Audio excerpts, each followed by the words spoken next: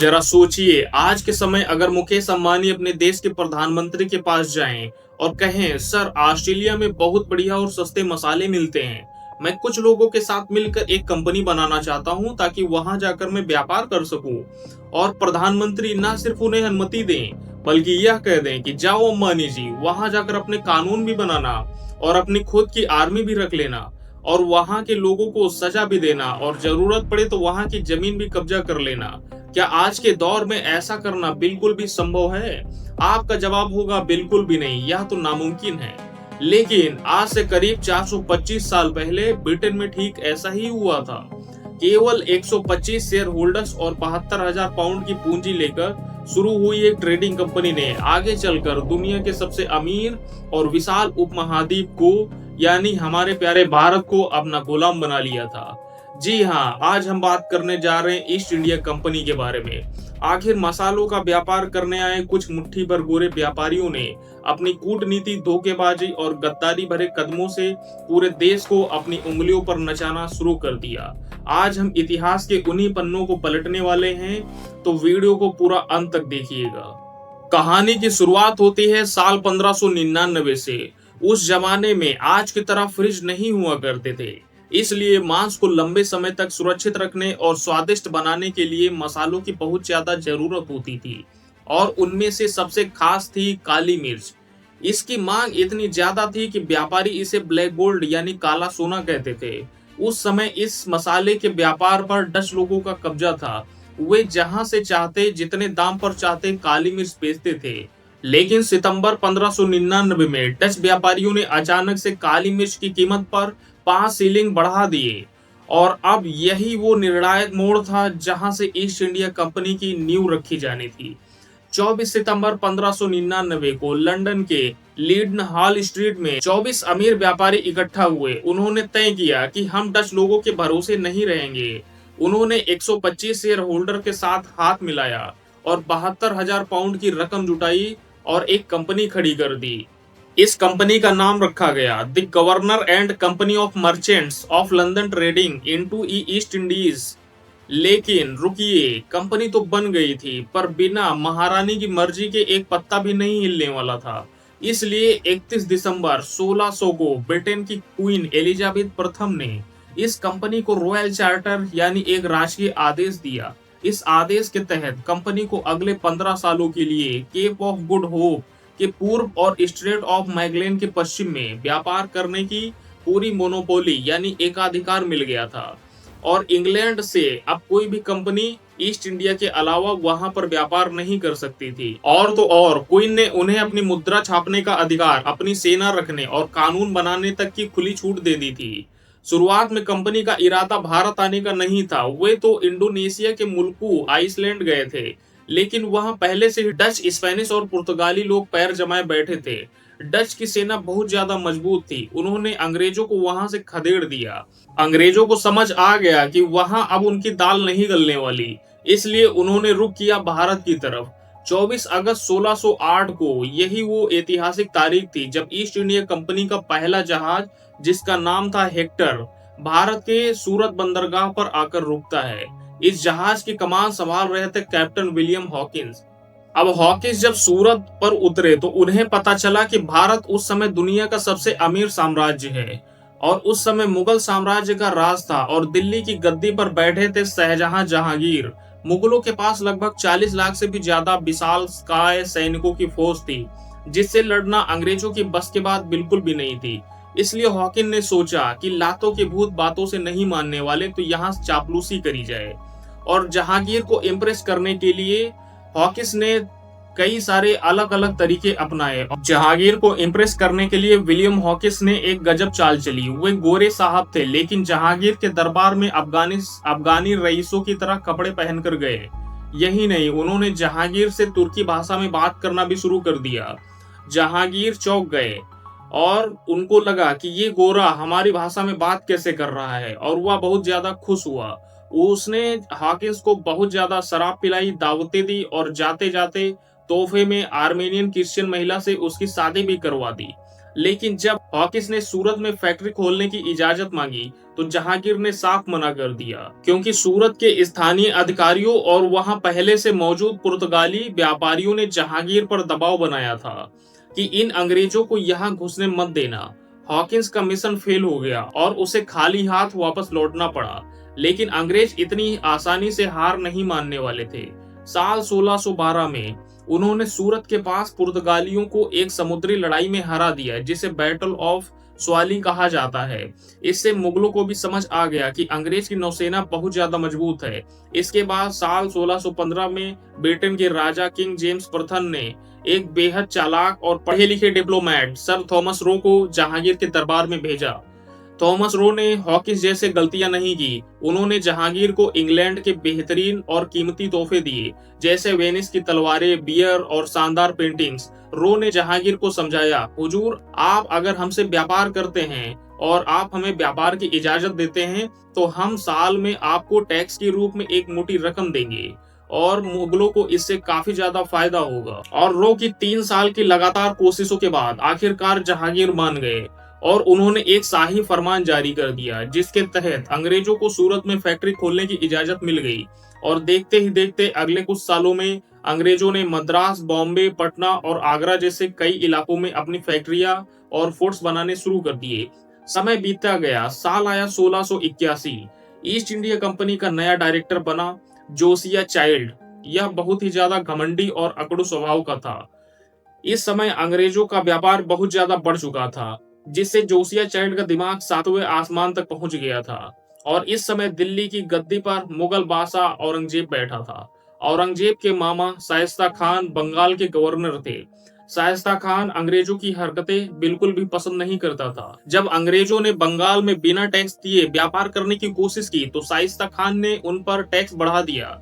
जोसिया child को यह बात इतनी बुरी लगी कि उसने ना आओ देखा ना ताओ, सीधे मुगल साम्राज्य के खिलाफ जंग का ऐलान कर दिया। 1686 में उसने लंदन से 19 जंगी जहाज, 200 तोपें और 600 सैनिक भारत को भेज दिए और मुगलों पर हमला कर दिया। लेकिन औरंगजेब भी कोई मामूली राजा नहीं था। जैसे ही औरंगजेब को इसकी हिमाकत का पता चलता है, उसने अपनी विशाल सेना को आदेश दिया, इन अंग्रेजों को खदेड़ दो। मुगलों ने अंग्रेजों को बहुत बुरी तरह धोया। उनकी हुगली, पटना और विशाखापट्टनम की फैक्ट्रियां जब्त कर ली गई। बॉम्बे के चारों तरफ से घेर लिया गया और अंग्रेजों को अपनी जान बचाने के लिए भागना पड़ा। आखिरकार जोसिया चाइल्ड को अपनी औकात समझ में आ गई। उसने घुटनों के बल बैठकर हाथ अपने जोड़कर औरंगजेब से रहम की भीख मांगी। औरंगजेब ने बड़ा दिल दिखाते हुए उसे माफ तो कर दिया, लेकिन उन पर 1.5 लाख रुपए का भारी जुर्माना लगाया, जो आज के हिसाब से लगभग 35 करोड़ रुपए से भी ज्यादा रकम होती है। जुर्माना वसूलने के बाद मुगलों ने अंग्रेजों को दोबारा व्यापार करने की इजाजत दे देते हैं। यह अंग्रेजों के लिए एक बहुत बड़ा सबक था। उन्हें समझ में आ गया था कि मुगलों से सीधा लड़कर वे कभी भी जीत नहीं सकते। इसलिए उन्होंने एक नई चाल चलना शुरू कर दिया कि चुपचाप रहो, व्यापार करते रहो और सही मौके का इंतजार करो। साल आता है भारत के इतिहास का एक बहुत बड़ा टर्निंग पॉइंट था। इस साल मुगल बादशाह औरंगजेब की मौत हो गई थी। औरंगजेब की मौत के साथ ही शुरू हुआ मुगल साम्राज्य के पतन का दौर। औरंगजेब के बाद जितने भी मुगल राजा गद्दी पर बैठते हैं, जैसे आजम शाह, बहादुर शाह प्रथम, जहांदार शाह, ये सब के सब बेहद कमजोर और अयोग्य शासक थे। मुगलों के बीच गद्दी के लिए आपस में ही बहुत सी घमासान युद्ध चल रहे थे और जब केंद्र ही कमजोर हुआ तो देश के अलग अलग प्रांतों के सूबेदार खुद को स्वतंत्र घोषित करने लगे। इसी दौर में मराठा साम्राज्य ने अपनी ताकत बढ़ानी भी शुरू कर दी और मुगलों को पीछे धकेलना शुरू कर दिया। रही गई कसर साल 1739 में फारस के लुटेरे नादिर शाह ने दिल्ली पर हमला करके पूरी कर दी, जो मयूर सिंहासन और कोहिनूर हीरे तक को लूट कर ले गया। पूरा देश बिखर रहा था, लेकिन अंग्रेज इस अराजकता को देखकर कोने में खड़े खड़े मुस्कुरा रहे थे। वे जानते थे कि पानी जितना ज्यादा गंदा होगा, मछली पकड़ना उतना ही आसान होगा। साल 1717 में दिल्ली की गद्दी पर बैठा था मुगल शाह फर्रुखसियार। फर्रुखसियार को एक ऐसी बीमारी हो गई थी जिसका इलाज शाही हकीम भी नहीं कर पा रहे थे। बादशाह दर्द से करा रहे थे। तभी ईस्ट इंडिया कंपनी के शिष्टमंडल में से एक ब्रिटिश डॉक्टर विलियम हैमिल्टन ने आगे आकर उनका एक सफल इलाज करते हैं। फर्रुखसियार इतना ज्यादा खुश हुआ कि उसने डॉक्टर हैमिल्टन से कहा, मांगो, जो मांगना चाहते हो मांग लो। अंग्रेज तो पहले से ही जानते थे अपना इरादा क्या था। उन्होंने हाथ जोड़कर कहा, हुजूर, हमें बंगाल में बिना किसी टैक्स के व्यापार करने की इजाजत दे दी जाए। पर उस यार ने बिना सोचे समझे एक ऐतिहासिक भूल कर दी और साल 1717 में एक नया शाही फरमान जारी कर दिया। इस फरमान को इतिहास में ईस्ट इंडिया कंपनी का मैग्ना कार्टा यानी महान अधिकार पत्र कहा जाता है। इस नए फरमान के तहत अंग्रेजों को केवल 3000 रुपए सालाना के बदले पूरे बंगाल में टैक्स फ्री व्यापार करने की छूट मिल गई थी। लेकिन सबसे खतरनाक चीज जो अंग्रेजों को मिली वे थी 10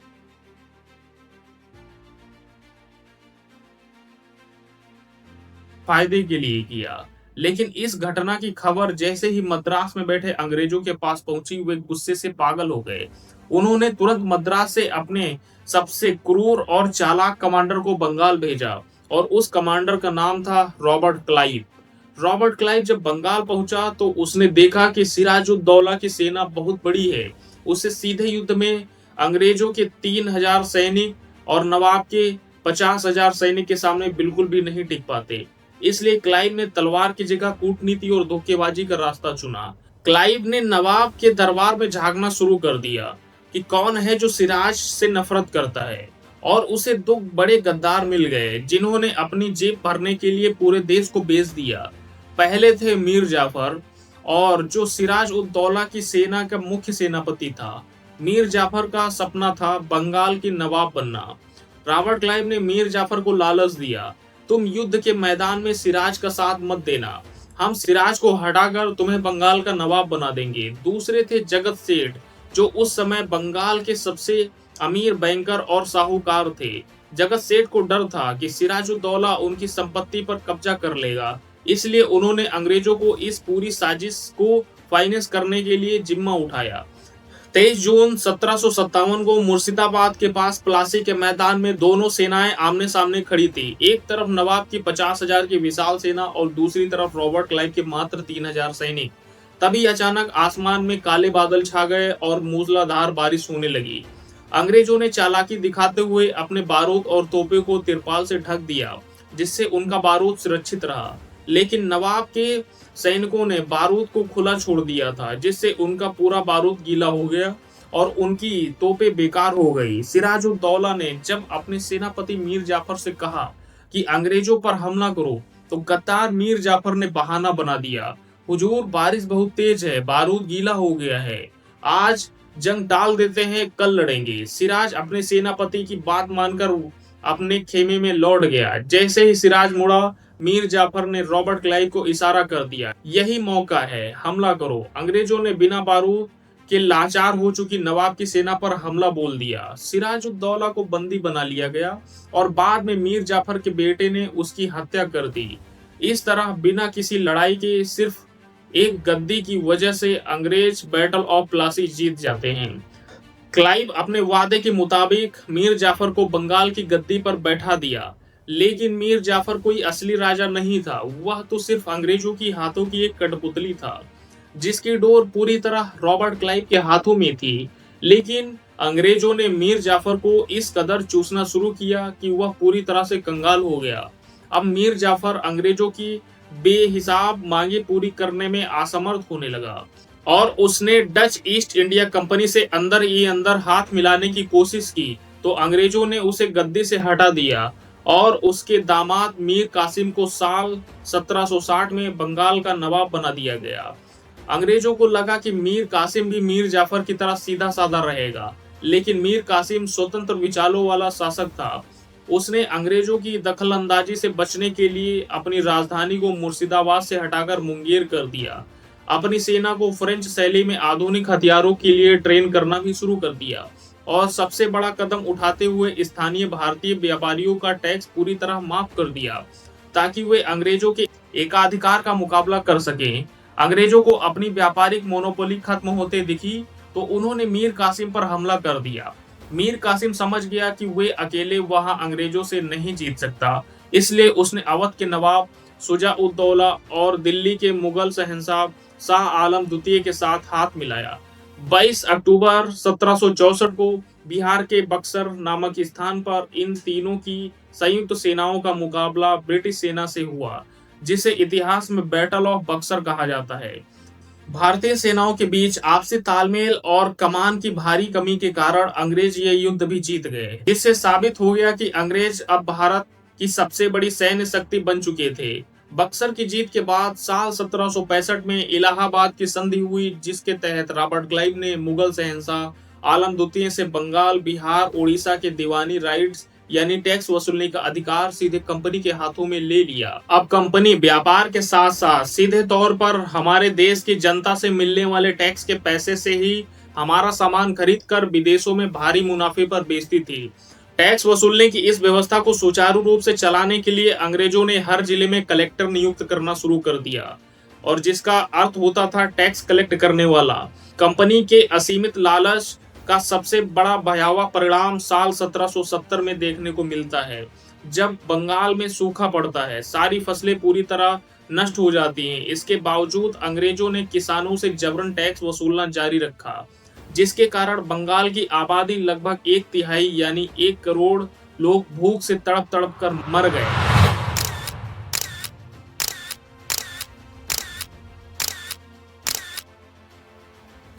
इसके बाद कंपनी ने पूरे भारत पर प्रभुत्व स्थापित करने के लिए मुख्य रूप से 4 कूटनीतिक तरीकों का इस्तेमाल करा। पहली तकनीक थी रेसिडेंट्स की नियुक्ति, जहां ब्रिटिश दूत भारतीय रियासतों के दरबार में बैठकर अंदरूनी राजनीति में दखल देते थे, और दूसरी तकनीक थी सहायक संधि, जिसके तहत राजाओं को अपनी सेना भंग कर कंपनी की सेना रखनी पड़ती थी और उसका खर्च भी उठाना पड़ता था, अन्यथा उनके राज्य का हिस्सा जब्त कर लिया जाता था। तीसरी तकनीक थी क्रूर सैन्य शक्ति, जिसके तहत टीपू सुल्तान, मराठा साम्राज्य जैसे मजबूत विरोधियों को युद्ध में पूरी तरह परास्त किया गया। और चौथी तकनीक थी हड़प नीति, जिसके तहत अगर किसी राजा का वारिस नहीं होता था या उसकी औलाद नहीं होती थी, तो उसका राज्य स्वतः ही कंपनी के अधीन आ जाता था, जैसा झांसी और अवध के साथ हुआ था। विख्यात अर्थशास्त्री उत्साह पटनायक के अनुसार ईस्ट इंडिया कंपनी और बाद में ब्रिटिश राज ने लगभग 200 वर्षों में भारत से करीब 45 ट्रिलियन डॉलर की अनुमानित संपत्ति लूटी। इस भयंकर आर्थिक और सामाजिक शोषण के खिलाफ आखिरकार साल 1857 में भारत के सैनिकों और आम जनता ने मिलकर एक बहुत बड़ी क्रांति की। इस क्रांति ने पूरी तरह सफल तो नहीं हो सके, लेकिन इसने पूरे ब्रिटिश साम्राज्य की नींव हिला दी। ब्रिटिश सरकार ने स्थिति को संभालते हुए गवर्नमेंट ऑफ इंडिया एक्ट 1858 पारित किया, जिसके द्वारा ईस्ट इंडिया कंपनी का शासन समाप्त कर भारत की कमान सीधे ब्रिटिश क्राउन को सौंप दी गई, और अंततः साल 1874 में इस कंपनी को हमेशा के लिए भंग कर दिया गया। और इस कहानी का सबसे दिलचस्प मोड़ आया तब, जब साल 2005 में जब एक भारतीय मूल के उद्योगपति संजीव मेहता ने इस पूरी ईस्ट इंडिया कंपनी को ही खरीद लिया, जिससे आज इसका स्वामित्व एक भारतीय के हाथों में ही है। उम्मीद है आप लोगों को इस इंडिया कंपनी के बारे में यह पूरी स्टोरी काफी ज्यादा पसंद आई होगी। तो वीडियो को लाइक कर दें, शेयर कर दें और हमारे चैनल को जरूर सब्सक्राइब कर लीजिए।